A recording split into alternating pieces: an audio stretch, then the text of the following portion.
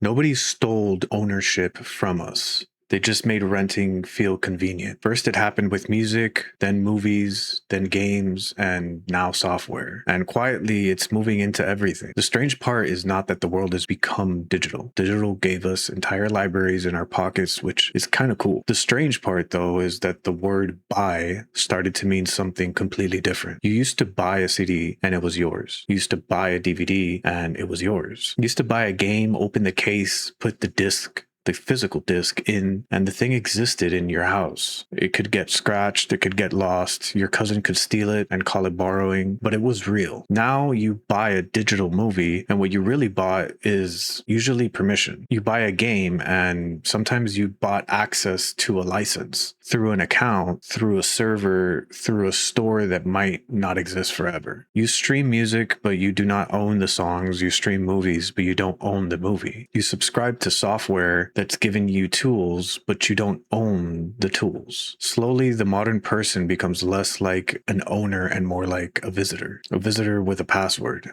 so to speak. This is the quiet death of ownership. And it is happening because ownership is bad business. When a company sells you a physical thing, the relationship ends. You give them money, they give you the thing, and you go home. And that's kind of a beautiful thing for a human being, but it's terrible for a company that wants growth in the long term. Because if you own something, you can technically leave it at that and leave. You keep it, you can lend it, you could resell it. And this is how a lot of major businesses and people made a living. But if you rent access, the relationship never ends. Every month becomes a tiny toll booth. Spotify does not need you to buy an album. It just needs you to stay subscribed. Netflix doesn't need you to buy one movie. It needs you to keep wondering what is new. Game companies don't just want you to buy a game. They want you inside of an ecosystem where you're buying battle passes, skins, expansions, premium currency, cloud saves, and all sorts of other things like deluxe editions and DLCs. The product is not always the thing anymore. The product is the relationship. The relationship is designed to keep charging rent, essentially. Music, to me, was the first warning sign. An album used to take its time in your presence. You bought it, you learned the bad songs, you memorized the good songs, you memorized the cover because it sat in your room for so long with this ultimate soundtrack, which sounds amazing, but it definitely does something strange to us. When everything is available, nothing has to be chosen carefully. You skip, you shuffle, you sample, you forget. The music did not only become digital, it became easier to abandon. Movies followed, and a movie used to have a physical afterlife too. It lived in a Blockbuster, it lived in DVD cases, under the TV, next to the cable. Now a movie lives behind a search bar. And because there's thousands of things to watch, we spend 20 minutes scrolling and somehow feel like nothing exists. Like there's not enough media out there. This is what I consider like an abundant sickness. Too much choice does not always feel like freedom. Sometimes it feels like a fog. Games changed even more so. It feels like they took away something very important. They were objects, worlds, rituals. You held the case. Sometimes,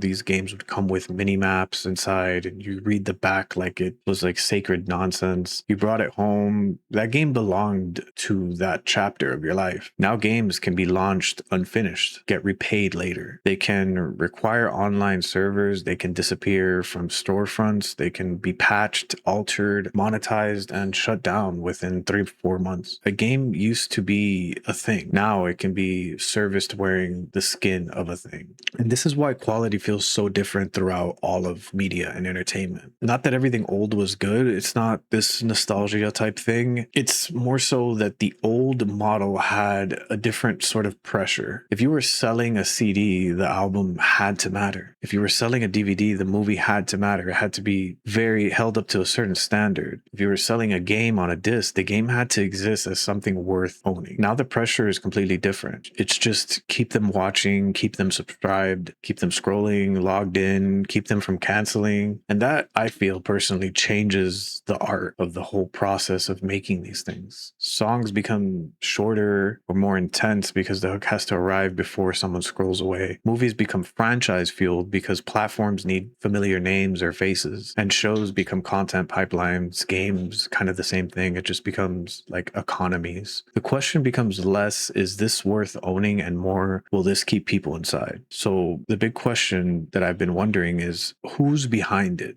Is it BlackRock? Is it the government? Is it a secret room full of billionaires whispering, remove DVDs? Probably not, to be honest. The truth is probably less cinematic and somehow darker. It's not one villain, it's an incentive. BlackRock and giant asset managers own shares in many companies because they manage huge pools of money. That gives them the influence. But that does not mean that one company invented the death of ownership. The government plays a huge role, in my opinion. Laws decide what a license is. Laws decide what companies must disclose. Laws decide whether consumers have real protection when digital programs disappear. But the main engine is simple. Reoccurring revenue is more valuable than one-time sale. Data is more valuable than privacy. Control is more valuable than a resale. And a customer who owns something essentially has power. A customer who rents has dependency. And companies love dependency because dependency is predictable. That logic spreads everywhere. Music, movies, games, software, cloud service or cloud storage, dating apps, fitness apps, car features, even pieces of your own memory sitting in a cloud somewhere are waiting for a next month's payment. And this is where the future gets a bit strange. The danger is not everything disappears. The danger is that everything stays available, but nothing actually belongs to you. You can listen all you want, but you can't keep it. You can watch it all day long and it could be your favorite movie, but you'll never own it. You can play, but you can't preserve. You can use it, but you'll never control it. The world becomes one giant hotel. Clean rooms, fast Wi-Fi, no roots. And maybe that's why physical media